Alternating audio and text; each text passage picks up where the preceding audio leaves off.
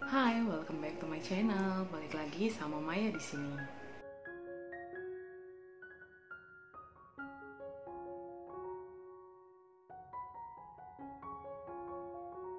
Untuk video kali ini aku mau memberikan satu kesaksian yang baru aja kami alami, yaitu bahwa akhirnya aku memberikan izin kepada suami aku untuk pergi melakukan perjalanan dinas keluar kota, yaitu ke Busang, ke Kalimantan Timur, itu selama 15 hari.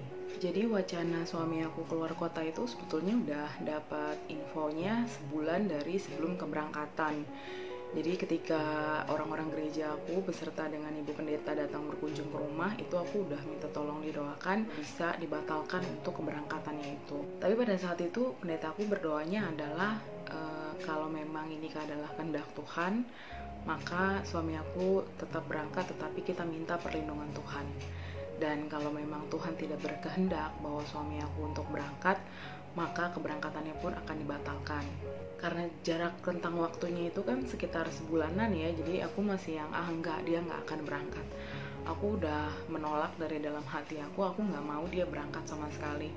Karena bagaimana ceritanya aku mau mengizinkan ketika dia akan berangkat itu angka yang naik lagi positif itu betul-betul lagi banyak sekali dan hampir mendekati angka 5.000. Jadi saat itu aku betul-betul dalam pergumulan yang sangat berat sekali. Gimana gitu ya, ini apa yang harus aku lakukan? Kondisinya saat itu kami betul-betul dilema sekali, karena suami aku kan tidak bisa mengignore perintah ini begitu saja. Ini adalah perintah dari kantor, suatu kewajiban dia untuk bisa mengikuti apa yang diminta sama kantor gitu. Tetapi di sisi lain kami melihat bahwa angka yang tertularnya COVID itu sangat tinggi sekali.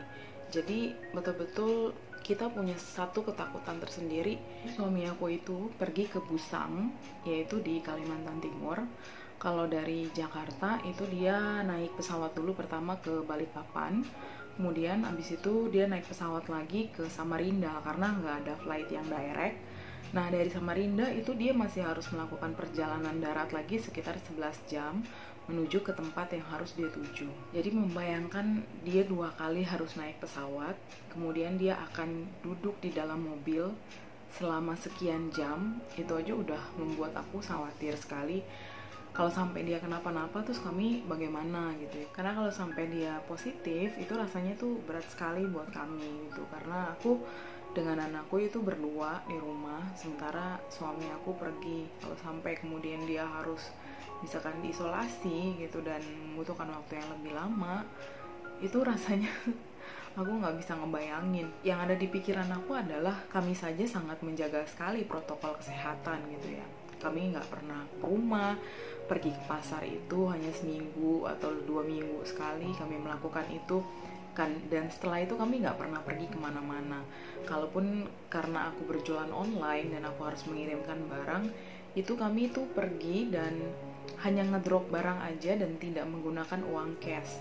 Jadi semuanya itu karena udah dari marketplace-nya itu ya langsung, jadi aku nggak pernah menggunakan uang cash lagi. Nah terus ini tiba-tiba dihadapkan pada kenyataan bahwa suami aku harus pergi sekian lama untuk melakukan perjalanan yang sangat jauh gitu. Jujur sebagai manusia aku betul-betul aku nggak mau dan aku betul-betul nggak terima. Pada saat itu yang ada di diri aku adalah aku marah gitu ya. Bagaimana mungkin sebuah kantor gitu pada saat lagi seperti ini bisa-bisanya dia mengeluarkan perintah untuk mengirimkan karyawannya keluar kota. Tapi pada saat itu suami aku bilang, dan dia memohon dengan sangat sekali, bilang bahwa ini pekerjaan yang sangat penting sekali dan bukan hanya diri dia aja sendiri yang pergi, tapi hampir satu divisi mereka pergi dalam 2 term gitu ya. Jadi berangkatnya itu bergiliran. Tapi tetap aja aku merasa bahwa harusnya nggak begini gitu. Kalau suami aku tipenya tuh masih yang sabar gitu, sementara aku lebih ke orang yang lebih frontal gitu. Jadi kalau misalkan aku merasa tidak pada tempatnya itu, wah aku betul-betul aku langsung complaining gitu ya. Aku langsung menyanggah dan aku bilang bahwa aku nggak mau dan aku nggak terima.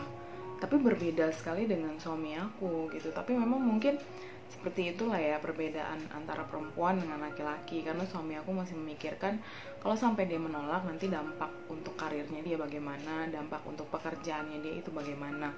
Dia masih memikirkan sampai ke tahap itu. Akhirnya di saat itu aku WhatsApp lagi pendeta aku bilang sama beliau, ini suami aku harus pergi ke luar kota gitu ya, minta tolong didoakan. Dan ibu pendeta aku bilang iya didoakan, nanti pasti Tuhan akan menjaga dan melindungi. Kemudian terbersit di dalam kepala aku adalah bahwa aku harus doa dan puasa. Jadi suami aku itu berangkat di Minggu subuh. Kemudian pada hari Rabu itu aku minta sama suami aku untuk bisa tunggu dulu, jangan kasih keputusan ke kantor dulu. Jadi aku ingin berpuasa dulu di hari Rabu. Nah nanti dia akan kasih keputusan ke kantornya itu hari Kamis, 1 hari setelah aku melakukan doa puasa. Jujur ketika doa puasa itu ya aku minta sama Tuhan, Tuhan tolong batalkan gitu loh. Gimana bisa sih Tuhan gitu, aku masih tetap, aku menyangkal, aku nggak mau sama sekali dia pergi gitu. Bahkan kami sempat cekcok dan aku bilang betul-betul aku nggak mau dia pergi, karena anak aku itu juga itu kan sangat dekat sekali dengan suami aku, dan biasanya setiap kali dia melakukan perjalanan keluar kota, emang karena rentang waktunya 2-3 minggu biasanya gitu ya. Dan itu biasanya pasti dia akan ada aja entah dia pilek atau entah dia demam gitu, tapi pasti ada masa-masa di situ. Dan jika sebelumnya itu ada sepupu suami aku yang suka datang setiap weekend itu ya, sebelum COVID dulu selalu datang tiap weekend, dan itu masih ada seseorang yang masih menghibur anak aku gitu loh ketika dia kangen sama papanya.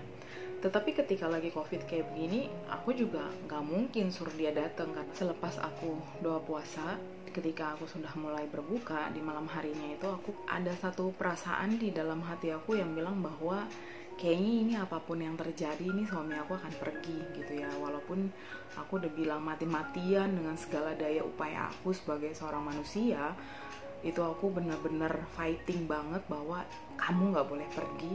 Tapi kemudian aku ya itu ada perasaan bahwa dia akan pergi apapun respon yang aku berikan. Dan karena dia juga sempat bilang kalau memang aku tidak mengizinkan ya udah lebih baik dia resign aja. Itu adalah satu pilihan yang sangat sulit buat aku gitu ya, karena lagi COVID kayak gini belum tentu dia akan dapetin pekerjaan dengan cepat juga kalau dia resign gitu ya. Dan resign mendadak tanpa ada persiapan itu adalah satu hal yang sangat berat gitu loh, karena gimana bisa menopang ekonomi kami saat kondisi lagi seperti ini. Dan aku bilang aduh kok rasanya aku seperti tidak diberikan pilihan gitu loh. Aku tidak diberikan pilihan bahwa dia nggak boleh pergi gitu. Jadi yang ada pada aku saat ini adalah hanya dihadapkan bahwa dia harus pergi. Hanya kemudian aku bilang ya udah terserah aja. Tetapi yang jelas ketika pulang ya tetap harus karantina sendiri di hotel gitu loh, karena aku nggak mau dia karantina di dalam rumah.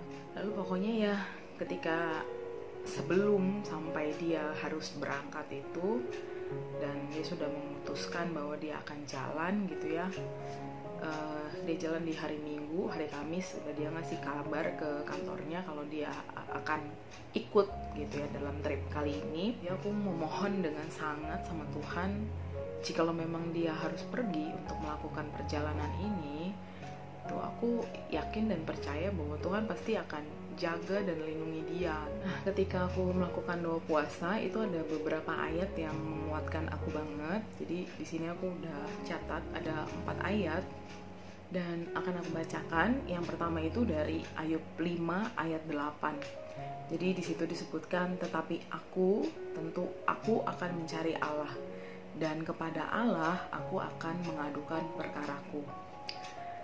Kemudian dari Yesaya 55 ayat 8, sebab rancanganku bukanlah rancanganmu, dan jalanmu bukanlah jalanku, demikianlah firman Tuhan.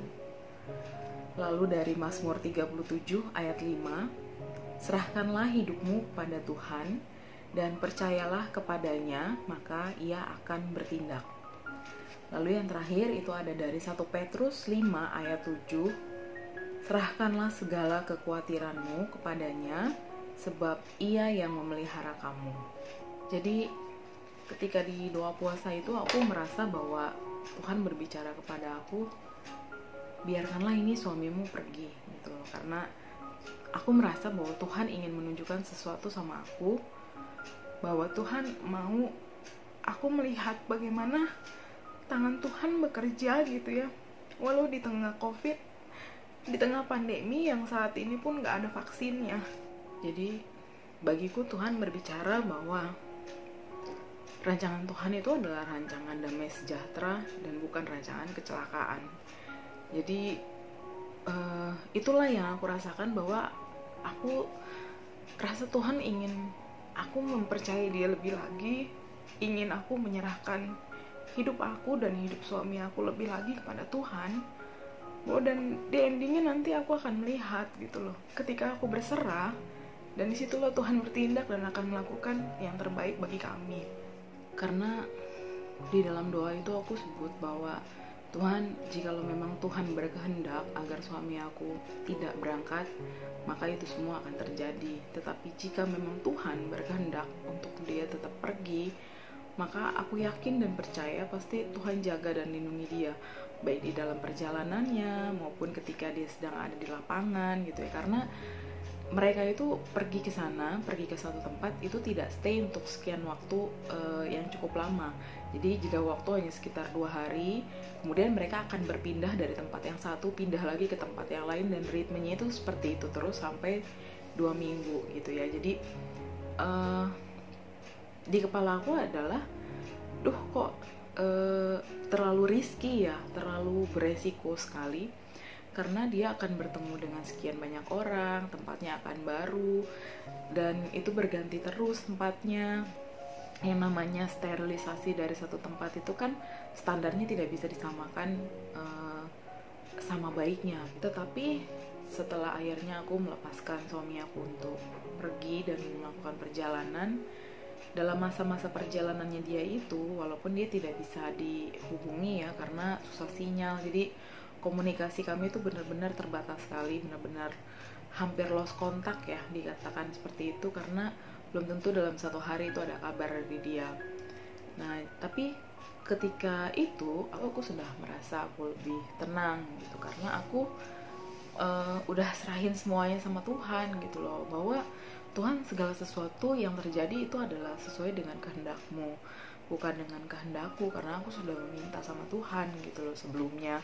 Dan aku sudah meminta perlindungan juga dari Tuhan. Karena itu aku yakin dan percaya ketika suami aku itu harus berangkat, maka itulah yang sesuai dengan kehendak Tuhan. Dan aku tahu ketika nanti ke depannya, ketika dia akan kembali, aku yakin dan percaya bahwa Tuhan pun pasti menjaga dia, membungkus dia, dan melindungi dia dengan tangan Tuhan sendiri. Itulah, dan akan mengembalikan suami aku ke rumah aku dengan kondisi yang sehat, fit, tidak kekurangan suatu apapun, dan tidak terjangkit penyakit apapun dan juga virus apapun, termasuk pandemi yang saat ini sedang melanda kita. Kembalinya suami aku setelah 15 hari perjalanan, dia pulang ke rumah dan dia mengabarkan bahwa dia masih harus melakukan karantina lagi sekitar 5 hari. Jadi di hari keempat dia akan swab test, menunggu hasil lagi 1 hari. Baru kemudian setelah itu, jikalau dinyatakan negatif, dia akan pulang ke rumah. Nah, ketika masa karantina, dia masih datang setiap hari ke rumah karena aku masak ya untuk suami aku. Jadi aku lebih baik masak sendiri aja karena menurut aku lebih aman gitu ya.